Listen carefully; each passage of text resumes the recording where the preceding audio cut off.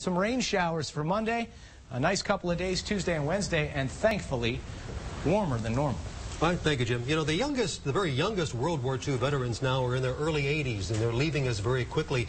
And many of them have never talked about their experiences until now. And with us this morning is award-winning TV journalist Rita Crosby. All right, good morning, Rita. Thanks for joining us. It's great to be with you guys. Thank you. Thanks for getting up early and coming in. It was written a book about her father. And thanks a lot for making it 7 degrees today. Thank you so much. You're or welcome. should I blame it on Jim? Let's blame it all on Jim. Wrote a book about your dad called Quiet Hero, and you discovered that your father, well, my father and all my uncles served in World War II, from Europe to the Pacific, all right, and they talked about it on and off. Your dad never did, and your dad actually served behind the lines in Poland, in occupied Poland the whole time. It's an incredible story, and like, you know, your dad and so much of that greatest generation, my dad was very humble about what he went through, and I think part of it also, it was so painful to Len, because it was such an emotional time. He was a young child. He was 13 years old, and literally standing outside with his father, saw the planes hovering above, thought it was an air show, and his father said, "Oh, isn't it great the Polish Air Force is doing exercises?" My father said, "Wait, the planes are coming from the other direction than the air base," and the next thing they know, the bombs are dropping on Warsaw. And these stories of the Polish resistance are so just heroic and so gutsy, literally at points fighting with Molotov cocktails and sticks, down to bayonets, 2 weapons, and a full unit of about 150 men, fighting against the Nazi war machine. Yeah, Poland pretty much disappeared as a nation under German occupation and then under Russian occupation afterwards. Yeah, they were squeezed from both sides, and that's the thing. You got to think of what a bad day it must have been. My father and his father are fleeing from this new enemy called the Nazis.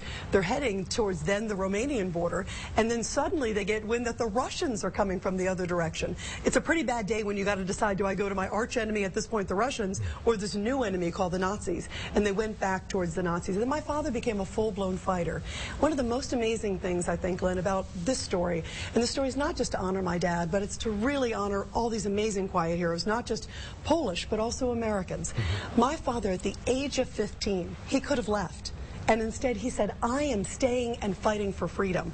I would rather die with friends than live with strangers." And he decided to stay and fight. How did he get out to America then? Well, my father first was captured by the Nazis, eventually taken to a POW camp, escaped. 90 pounds, 6 feet tall. He escaped. He was in the woods, and a plane came by. They thought it was a German plane, and it threw something out. They thought it was a grenade, and they dove for the ditches. 90 pounds again and 6 feet tall, starving. Turns out the plane came by again. They looked up, and they saw a star, and they realized it was an American plane. The white star in the wing. The white star, and a note was dropped out. A chocolate bar with the note wrapped around it with a red ribbon. It's my favorite part of my dad's story, and it basically said, "You have 15 miles to walk and you're free." So my dad ran to American troops.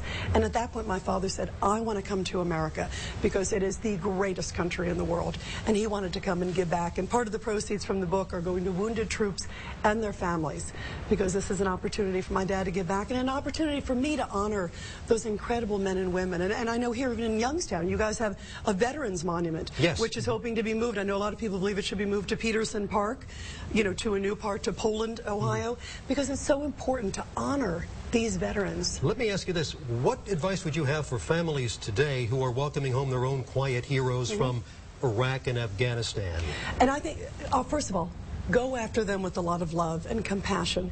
It is astounding the amount of people, an amount of men and women suffering from post-traumatic stress. It's believed that 800,000 men and women coming back from Iraq and Afghanistan will have some form of post-traumatic stress. I believe my father had it. That's why he didn't share the story for 65 years. Wow. He did not go back to Poland until about a year and a half ago. It had been 65 years, almost to the day. He left back to a free Poland now. Back to a free Poland. So my advice as a loved one is to reconnect, talk to your, you know, those folks that you love. Talk to it. It's your brother or your father, your sister, whoever is over in battle. Let them know also that there's places to go to help, and let them know it's important to share that story.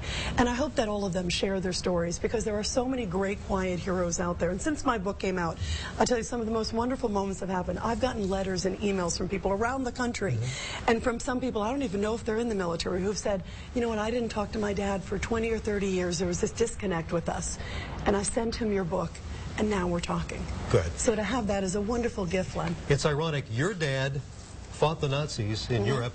My father-in-law was in the Luftwaffe. Oh, interesting. Now, and we're both friends. Well, I don't know about that. Should I say him? I don't know. Maybe we can co-anchor. Jim, should I say him? I'm not sure. Thank you, Rita. It's amazing how history has changed. It is. And it's amazing also that I think it's wonderful that we are honoring those people who have made the ultimate sacrifice. And especially now, here we are, we have to remember that freedom is not free. We still have so many men and women in dangerous parts of the world and who are putting their lives on the line. And I hope that this is a great tribute, you know, to your relatives too as well. Thank you, Rita. Quiet Hero, available now. All right. Thank you. Now, time to bring you up to date on technology news and trends this morning. Want to make a confession? The Catholic Church has an app for